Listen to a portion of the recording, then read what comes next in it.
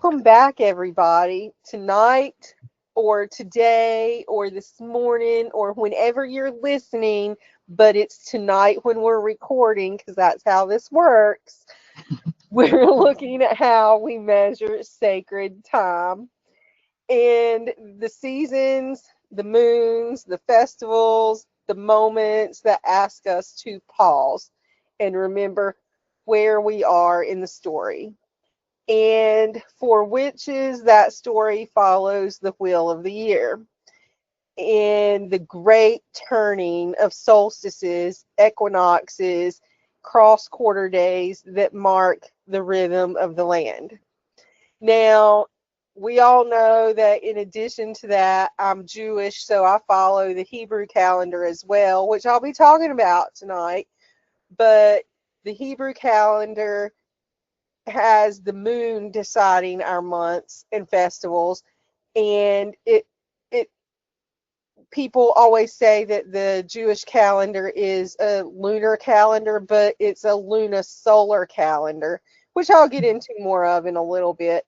So it's kind of both, but it follows the sky and the story, and everything's woven together: agriculture, community, memory. So for me, because I am Jewish and I am a witch, that overlaps.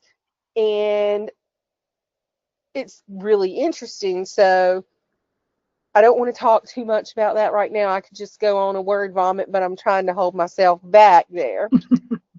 So I'll just stop with that right now and just go on to a little bit more of what this episode is going to bring.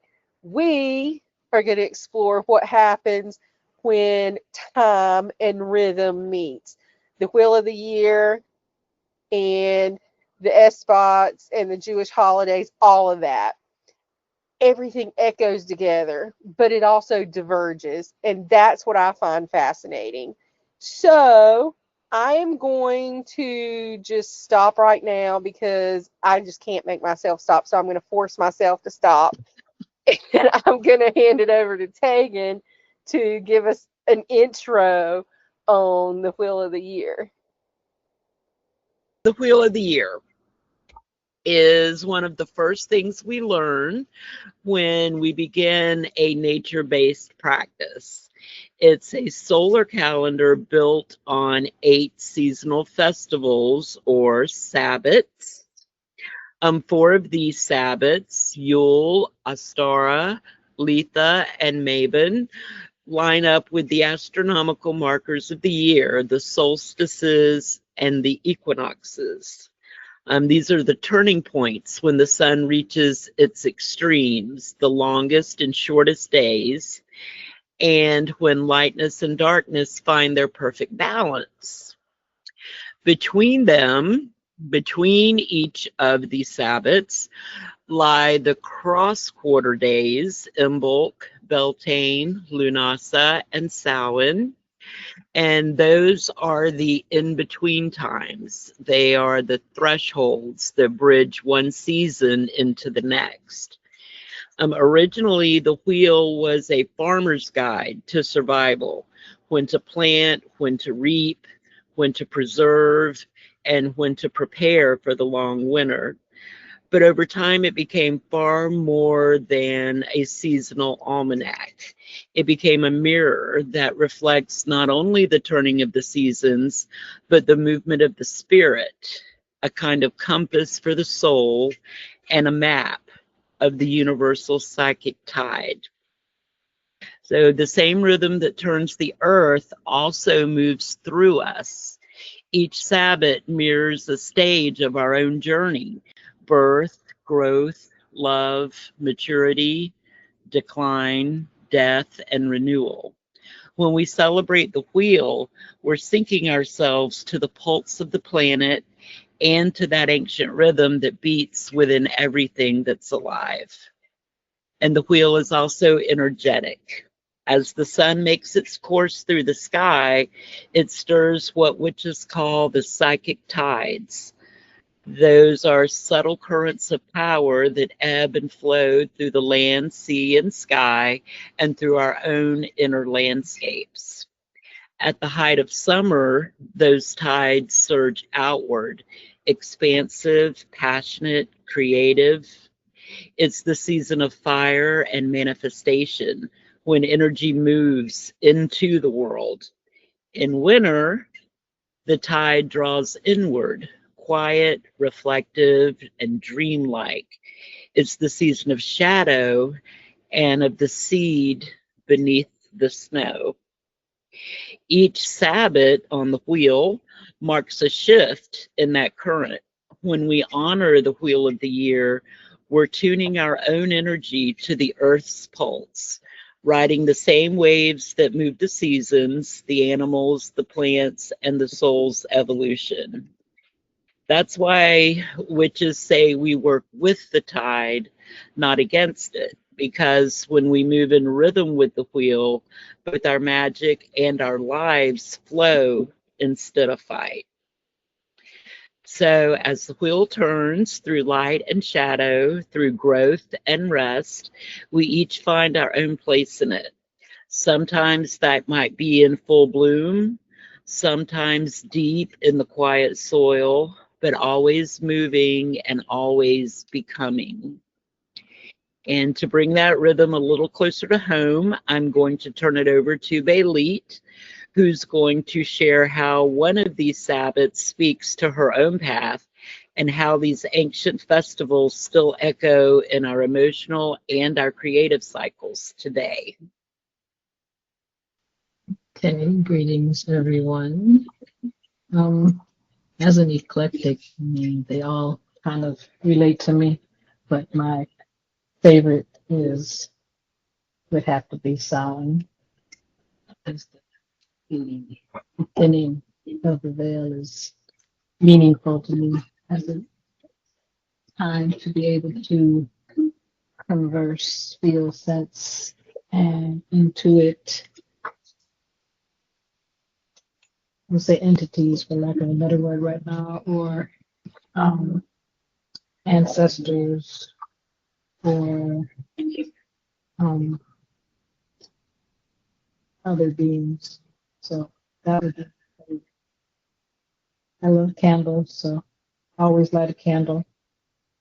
Always light some incense to bring in all the elements. All right. So, we've talked a little bit about how witches follow the moon, and I want to take us into the Jewish calendar. And I mentioned that it's lunisolar, which means that the months follow the moon. Like our month actually literally begins with the new moon. So every new moon is the beginning of a new month. But in order to keep the holidays in their proper season, the holidays follow the sun.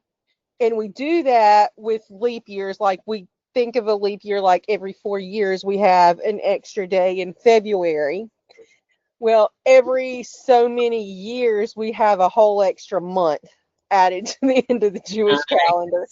So I think there's some weird mathematical thing that I don't get because I'm not a math person, but it's like every so many years in a 19-year cycle, there will be X number of leap years where there's an extra month.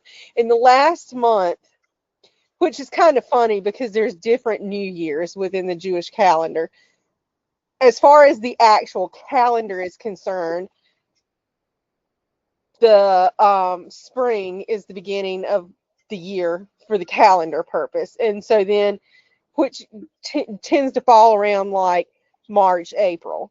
And then the last month of the year is called Adar, and it falls in February, March. But every so many years, we have like Adar Bait, which is like second Adar, just to keep Nisan, the first month in the spring, so that Passover is always in the spring, because it would be really weird if Passover got at a different time, which it would if we didn't have that leap year kind of thing in there. Right. So that's interesting. But at the heart of it, Jewish time is cyclical and storied. Like you mentioned that the Wheel of the Year was a farmer's calendar thing for like farming and harvest and everything like that. Mm-hmm. The Jewish calendar kind of is like that. Like most of our holidays are like harvest festivals of some kind, but at the same time, each one of the holidays is part of our national story and our identity story as a people. So we have a whole lot of storytelling that goes along with it, which at Passover, the very beginning of the year in the spring, on the calendar, as far as the first month goes, that is a story of liberation and the exodus from Egypt, the coming out of slavery, and then the identity that goes with that. Because when you just end being a slave, it's like, who are you? You have to have some kind of period of integration to go from the mentality of being a captive to being a free person. So that's what the spring festivals are about. And then we get the fall festivals, which are a different story, more remembering, releasing, and returning. So I was talking about spring and Nisan and Passover being the start of the year on the calendar, but as far as we go as a peoplehood, but Rosh Hashanah in the fall is considered the new year on the Jewish calendar, and that usually happens around sometime in September, maybe October in a leap year, depending on how it falls. But then all of the fall high holy days, Rosh Hashanah, Yom Kippur, Sukkot, they all come within the month of Tishrei, which is the month that we're actually literally in now as we're recording this. So the week before last, we had on the new moon, that was Tishrei 1, was Rosh Hashanah for us. And then last week we had Yom Kippur, which comes 10 days later. And then this week with the full moon, we have the holiday of Sukkot, which I find as to be a really interesting holiday. I love Sukkot. It's a harvest festival, so there's a lot of gratitude going on with that. But we also have kind of Samhain mixed in with it, like the energy of that, because we do a lot of ancestor work. There's this custom or tradition called Ushpizin, where we symbolically invite our ancestors and our spiritual forebears into these little huts that we build. So the holiday is called Sukkot, which is the plural form of the word sukkah, which is a hut. So like, Oh, when the Exodus happened, if you think of like Bible stories, whatever, most people have heard of the Exodus from Egypt and then how the Hebrews wandered for 40 years in the desert. So during that 40 years in the desert, they were living in tents, huts, whatever. They didn't have permanent homes, right? Because right. you can't build a permanent home and be wandering for 40 years in the desert. I mean, having a permanent home and wandering are like not the same thing. They're opposite. So Mhm. they're these temporary little hut things. So during this week-long festival of Sukkot, we build these huts and we symbolically live in them. So some people get like really ultra like following the rules and go out and sleep in it. But if you just spend some time in it during the day, eat a few meals in there, you're living in this hut. But we have the custom of inviting like Abraham, Isaac, Jacob, Rebecca, Sarah, Rachel, Leah, our like literal Hebrew forebears Mhm. into the sukkah with us. But more spiritual, witchy type people will also be inviting in like our dead ancestors and relatives and people who mean something to us but who have passed on. And so we'll decorate the sukkah. And I tend to think of it as like this great big ancestor altar Yeah. to welcome our ancestors in. So that has the whole Samhain energy of connecting with our ancestors, while at the same time being like this ultra Mabon slash Thanksgiving festival at the same time, because it is about gratitude and giving thanks and all that. So it's like, and it's really fun if you do this and you have a sukkah and you go out and be in it, because it follows the really heavy holiday of Yom Kippur, which most people tend to think of as like divine punishment, like it's the Day of Atonement. I have to fast and pray. And yeah, we do that, right? But it's not about like punishing ourselves. It's more about forgiving ourselves and coming to terms with who we are, not for sins that we've committed so much, but just for not living up to the expectations that we put on ourselves, because everybody has expectations that we put on ourselves, right? But because we're human, nobody is perfect and nobody lives up to the ideal that they want to be. So instead of being guilted into like having some bad view of ourselves and saying, oh my God, I'm some horrible person because I did this thing, but I said I wasn't going to do that again, and here I did it again. It's a time to just forgive ourselves of that and to release it. And if we've done something to hurt somebody else, to seriously say, look, I'm sorry. How can I make that up to you? Please forgive me, kind of thing. But without going around and being like, I'm going to burn in hell kind of energy because, oh my God, I'm a sinner. That's not the energy that it has. So we have, and to me, that parallels the fall spots and cross quarter days as well, because when you think of Lammas, Lunasa, whichever you call it, or whatever you want to call it, if you don't even use those words, and then Maven, or the fall equinox, and then Samhain, that's all like a going in time of descent as we're getting towards winter. So it's more death energy than the rebirth that we have at the spring. And so I think that forgiveness time and everything, and then Thanksgiving time that we have with Sukkot, to me parallels. So they parallel very well, even if they don't fall at the exact same time. They're similar in time, but because the lunar aspects of the Jewish calendar, they're not necessarily the same day. But to me, it just all flows together, which is great for me, because then I have even more days to celebrate and go into all this, which I love, you know. But it's to it's like breathing to me, how the witchy holidays and the Jewish holidays flow together. It's like I'm breathing and going through a rhythm in my day and my month and my year, and it's beautiful to me.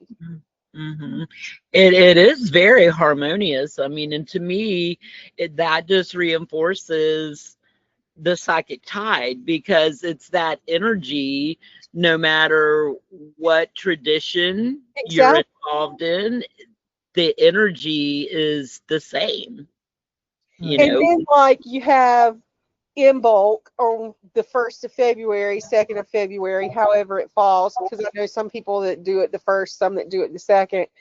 But like in the Jewish calendar, we have a holiday that is known as the birthday of the trees. And it is kind of similar to Imbolc. It's like getting ready for a rebirth before the spring comes. And it's considered a new year as well, because we have like 4 new years in Judaism, which I think is funny. But as far as like back in the agricultural days, in the ancient times of Judaism, that birthday of the trees, or New Year for the trees, was important, because if we had a specific time that we could say every tree got another year older, as far as tithing the produce from the tree to the temple when there was a temple, you like for so many years you didn't tithe on the produce of the tree, but you had to know when the tree got another year older to know when you had to start tithing that produce from the tree. So we have this whole holiday. It's called Tu B'Shvat, which is like the new year of the trees, and it usually falls in January, late January, early February. So you've got that whole Imbolc energy kind of going along with that as well. I mean, everything just plays in together, and I love it. I do too. I totally respect that. I think it's pretty cool. Absolutely. So, I mean, we've got this shared pulse between all the traditions, and I love how you pointed that out, Tegan. It doesn't matter if you're a witch, if you're a Jew or a Christian or whatever you are, whatever you celebrate, whatever, there's this pulse that is shared between the sacred times of pretty much all peoples. And it's like a need to start again that everybody has, no matter what we believe. So whether we have a waxing moon, turning of the year, or even the blast of the shofar at Rosh Hashanah, all of it says the same thing: wake up, begin again, and remember who you are. Right. Yeah, I wish everybody would get that and just understand that no matter what you call yourself in terms of religion and your religious beliefs or whatever, that it's all so similar. It's all the same. No matter what words you use, there would be less war. Right. Mm-hmm. So we have talked about a lot of the overlap between the two sets of holidays. I specifically mentioned Sukkot and Samhain, but we kind of also have Yom Kippur and Samhain with release and remembrance. But then I didn't even talk about Hanukkah and Yule, but they kind of line up as well with light in the darkness and the whole idea of hope and miracles. And sometimes they fall at the same time because Hanukkah sometimes can be way early in November, or it can be as late as starting the very end of December going into January. But they both have that whole light in the darkness thing going on, which is one of my favorite times. I mean, Passover is my favorite holiday, but I I can't even say what my second favorite would be. I don't know. It's so hard to pick. I know. I mean, I just love all holidays. Yeah, there's something special in all of them. Exactly, there really is. But I do like Hanukkah a lot. But I like the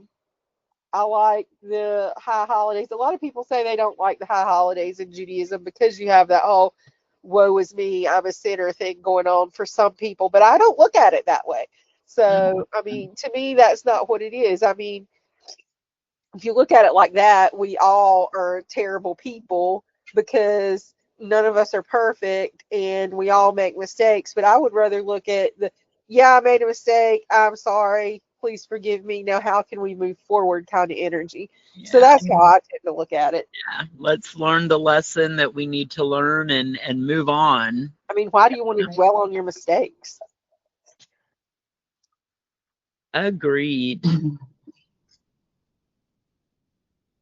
Bailey, do you have any other thoughts that you want to share? No, I think y'all covered it pretty good.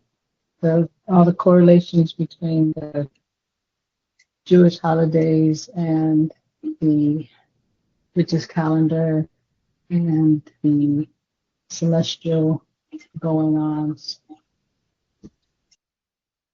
I love how our calendars all remind us that time isn't linear but a spiral.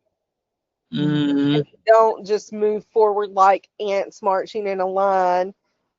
We circle back, we revisit the same themes every year, and we can renew ourselves as individuals and as people. And it's like the moon waxes and wanes. The harvest comes and it goes. We sow and we reap. Yeah, that Stories is. we tell Yeah. get retold all the time. That is so true. I mean, my practice is at its heart, it's a practice of remembering that everything moves in cycles: life and death, light and dark, creation and undoing. And the wheel doesn't just track the seasons of time for me, it teaches me how to live inside the change itself. And to always be changing and, hopefully improving and learning the lessons that I need to learn and, hopefully learning them well and learning how to live them. So maybe this week, dear listeners, you can take a moment and step outside and look up at the sky. And it's the same sky that you look at every time you look at the sky. But think about all the stories and the rituals for thousands of years that have been under that same sky that doesn't really change. We change, time changes, but it doesn't really. It just circles around again and again. Mm-hmm. And maybe as we all do that, we can ask, what season of spirit am I in right now? Yeah, and how to make the best of it. Exactly. And if you're marking the season with us, we'd love to hear how you're doing that. So send us a note, share us your practices, tell us how you honor your own turning of the wheel. Yes, please do. I know I'd love to hear it. But for now, that is going to wrap us up, and we will be done until next time. So thank you for joining in again. Have a great week, and we will see you next time. Bye. Bye. Bye, everybody. Bye.